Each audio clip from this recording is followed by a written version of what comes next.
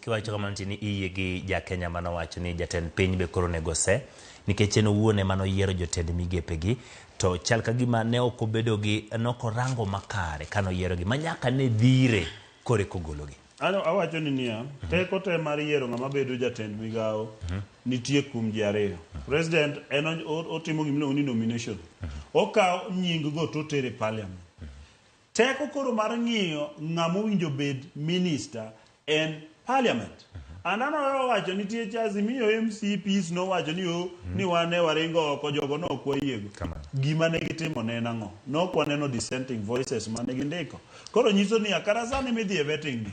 Ministers ibiro kel. Kata ane maketa minister today. Kata ine maketi minister today. Nitiere gik mabiro moni perform. Ministers wagi ok ofel tich ni tich otamogi. Nikech gin joma osetiye kuonde mopogore opogore. Jogi te gin successful in different areas ma gisetiye. Waseng'eyo tich ma ng'ato ang'ato osetimo. Koro miyo problem bedo niya challenges ma wan go kaka piny gin gige system. Gin gik ma system. Adwa wacho ni for example kawuono ka waketa minister. Adhi tiyo kanyo higa 4 kata 3 donge. Bas nitiere ng'ama wacho ni procurement officer mosetiyo kanyo kata higa 30. Onge everything man kadonjo to ng'iyama ni onge gimidhi timo. Koro inyalo tiyo go authority mari.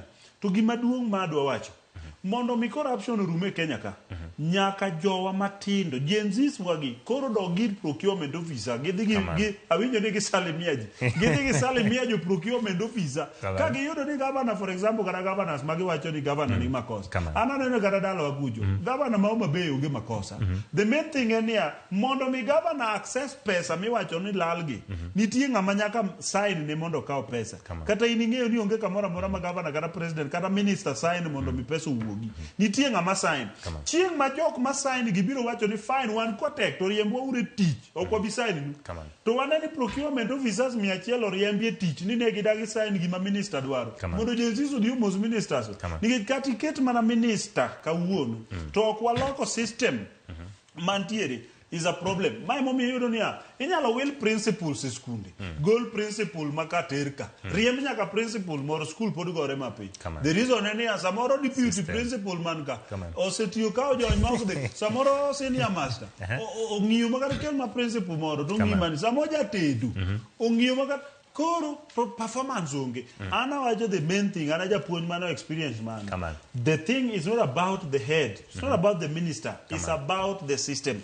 ka president kaka system nyalo change ma wabed gi procurement officers ma will say no to you nyaka gi confirm ni en hospital ogere o fine koka accountant kore kichule bas ka odi to biro to yudo no okay 100 million manika ogero hospitali kendo hospitali wanene emo miyo ni winjo ka jomoko penjo niya oket pesa budget to gimotimo ok wane nyiso niya oket pesa budget mar gero ndara to procurement officer osewinjore gi jatelo to gi sign ni ndaro ger to kidhi to yudo ka ndara ni ogere yamo ng'ama yie mondo gino gere yamo kata ng'ama yie mondo pi oger e yamo en mana procurement officer ka accountant eka MP moro nyawuotho gi 20 million miwachogo to ka jowa wacho no everybody koro wach no makata ine makoni ni kel siling 10 ndikni go nyathi wadi we nyathina kata bed mana niya ni dhi office mar sirikal idwaro gi siling idwaro birth certificate ng'ato kwa siling 50 wach ni agency odagi so wawacho no to everything kata police mochungie ndara dwaro siling 50 wani hajo agency odagi drepete jo agency odagi walos geche wa maber odhi ndara tamri uru chiwa soya and that will be the end of everything.